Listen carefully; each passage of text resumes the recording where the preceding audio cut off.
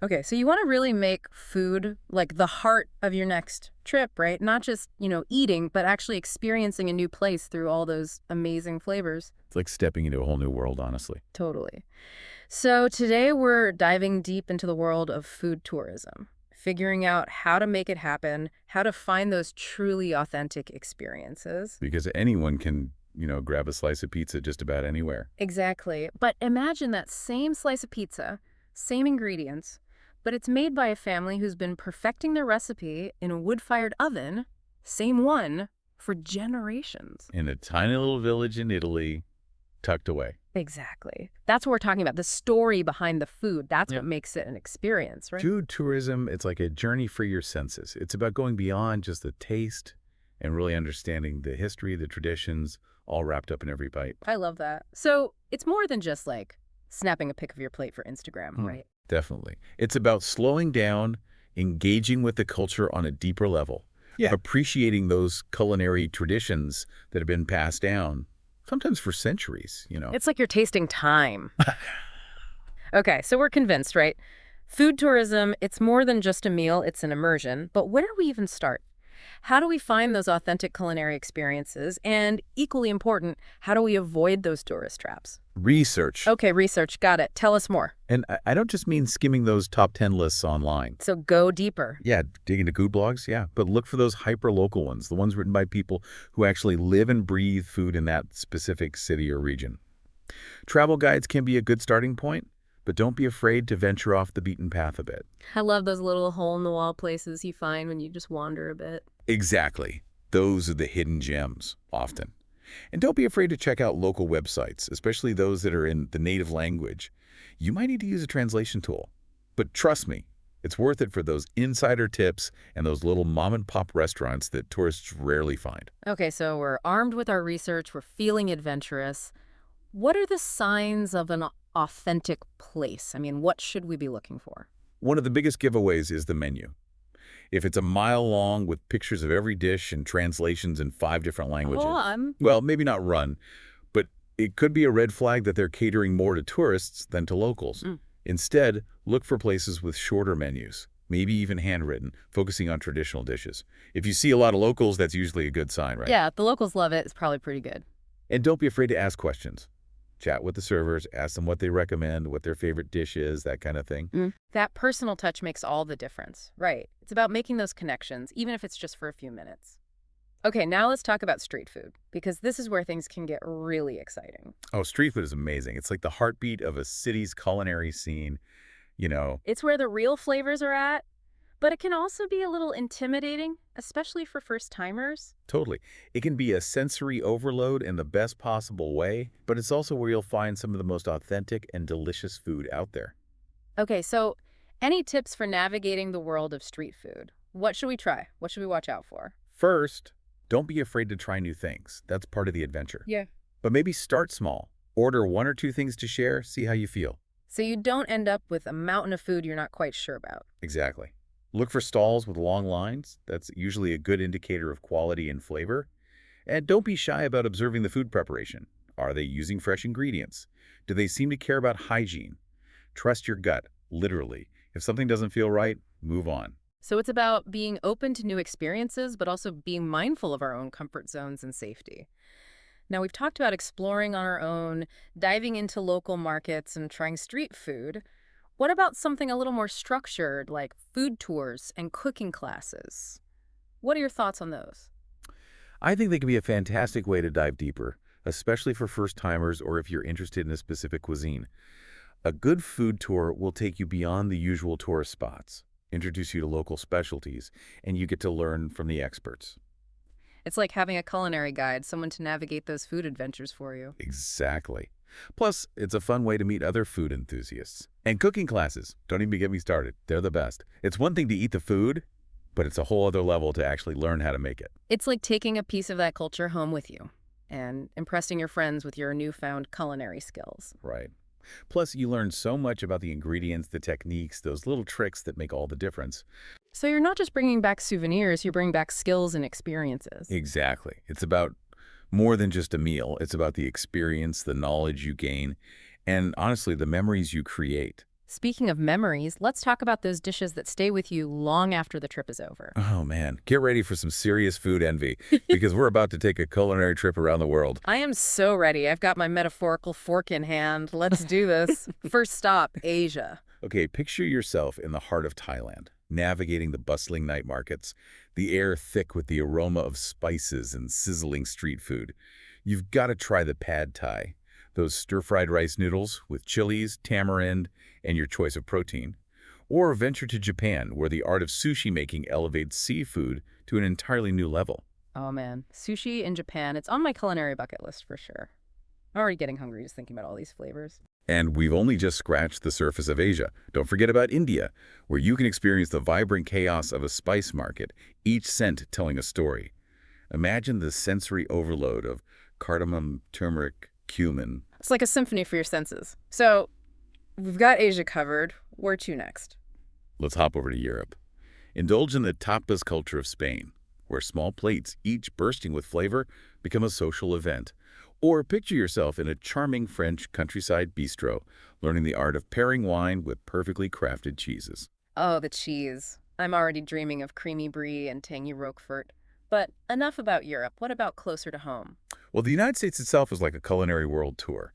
You've got food trucks serving up innovative fusion dishes, regional specialties like New England clam chowder or Texas barbecue. The list goes on. And we can't forget South America, the fresh ceviche in Peru, those vibrant flavors of citrus and seafood.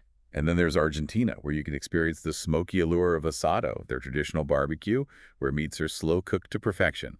I'm sensing a theme here. We need to talk about barbecue around the world for an entire episode. But before we get too sidetracked, I'm curious, with all these amazing dishes in mind, I know it can be daunting to step outside your culinary comfort zone. Any advice for our listeners who might be a little hesitant to try new things? I think it's about starting small and gradually expanding your palate. Don't feel pressured to try everything at once. Maybe choose one new ingredient or dish to try each day. That's a great strategy. It's like dipping your toes in the culinary waters instead of taking the full plunge. Exactly. Yeah. And remember, it's okay if you don't love everything you try. Not every dish is going to be a home run, and that's part of the adventure. It's about the experience, right? Stepping outside your comfort zone, being open to new flavors. So you've tried some new things, you're feeling good, but then there's that little voice in the back of your head whispering about food safety. How can we be adventurous eaters while also staying healthy and safe while we travel? You're right, food safety is crucial, and it's something we should all be mindful of, especially when we're traveling. So let's start with street food. It's often the most tempting and the most intimidating when it comes to food safety. What should we keep in mind? One of the best ways to gauge the safety of a street food stall is to observe how popular it is with locals. If there's a queue, that's usually a good sign. Makes sense. Locals know the best spots, and they're the ones who are going to be eating there regularly. Right. And it's not just about the crowds, but also pay attention to hygiene practices. Are they using separate utensils for handling raw and cooked food? Is the cooking area relatively clean? Are there hand washing stations? These are all visual cues that can give you a sense of their food safety practices. It's like trusting your gut, literally and figuratively. What about water and ice, especially in countries where the water quality might be different? Sticking to bottled water is always the safest bet, especially for drinking and brushing your teeth. And if you're unsure about the ice, it's best to skip it altogether. It's not worth risking a stomach bug for a slightly colder drink. Agreed. It's all about those calculated risks. And a slightly warmer drink is a small price to pay for avoiding a travel disaster. Okay, what about those buffets or markets where food might be sitting out for a while? It all looks so good, but how do you know what's safe? This is where those small portions come in handy. You can sample a little bit of something to see how you feel. Look for dishes that are freshly prepared or cooked to order, if possible. And as always, trust your senses. If something smells off or doesn't look quite right, it's best to move on. It's about using your judgment and listening to your body. Now, let's talk about bringing the magic of our food experiences back home. What are some creative ways to recreate those flavors and memories once we're back in our own kitchens? There's something so special about recreating those dishes, isn't there? It's like holding on to that travel memory just a little bit longer. It's like bottling up the essence of your trip. So what are some ways to bring those culinary souvenirs back home? Cooking classes are a fantastic way to do that. It's one thing to try a dish while you're traveling, but it's a whole other level to actually learn the techniques and secrets behind it. Plus, you're bringing back a skill you can use again and again. I love that. Learning to make your own pasta from scratch in Italy, or mastering the art of a perfect pad thai after a trip to Thailand. Talk about the ultimate souvenir. But let's not forget about the actual physical souvenirs. And I'm not talking about those cheesy refrigerator magnets. I'm talking about spices. Absolutely. Seeking out local markets or specialty shops for spices is an adventure in itself. Think vibrant saffron threads from Morocco, fragrant star anise from Vietnam, or smoky paprika from Spain. Each spice tells a story, and they make incredibly unique and practical souvenirs. I love that idea. Each time you use that spice, you're instantly transported back to that bustling market, those incredible aromas. And of course, we can't forget about cookbooks. Cookbooks are like treasure maps to recreating those dishes and flavors that captivated you during your travels. I love flipping through a cookbook I picked up on a trip. It's like taking a mini vacation without leaving my kitchen.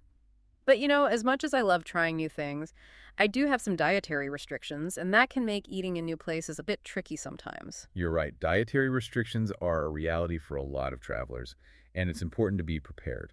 So, what are some tips for our listeners who might have dietary restrictions but don't want that to limit their culinary adventures? Research is essential.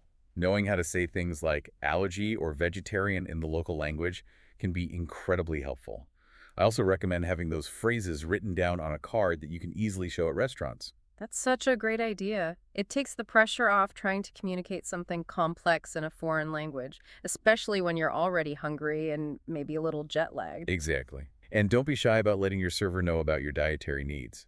Most places are incredibly accommodating, especially if you've taken the time to communicate clearly and respectfully. It's about being proactive and not being afraid to ask questions. Are there any other things to keep in mind when it comes to navigating dietary needs in a new place? It's about being prepared for things to be a little different than what you're used to. You might need to be a bit more flexible with your choices.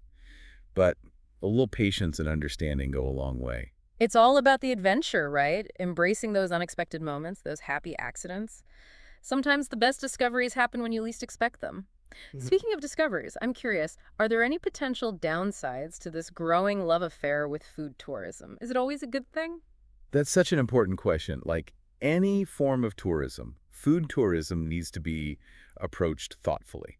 There's always a risk of things becoming overly commercialized, losing their authenticity in the process. That's what I was wondering. Like that amazing hole-in-the-wall eatery that's been serving the same incredible dish for generations, then suddenly it's featured in every travel blog and it loses its soul, its connection to the local community. You hit the nail on the head. It's about striking a balance between celebrating and sharing these culinary treasures, but not at the expense of their authenticity and the livelihoods of the people who created them. So how can we, as travelers, make sure our love for food is a force for good? It all comes down to conscious choices. We can choose to support businesses that prioritize local sourcing, those that are genuinely connected to the community. Ask questions about where their ingredients come from, show an interest in their story. That's a great point. It's about going beyond just consuming. It's about engaging with the people and the stories behind the food. I love that perspective. Yeah. It's about understanding that our choices have an impact. So we need to be mindful travelers, not just hungry tourists. Absolutely. Yeah. Be respectful, be curious, and be open to trying new things. I couldn't agree more. It's all part of the adventure. It is. Embrace the unfamiliar, those flavors and textures that might seem strange at first. You never know.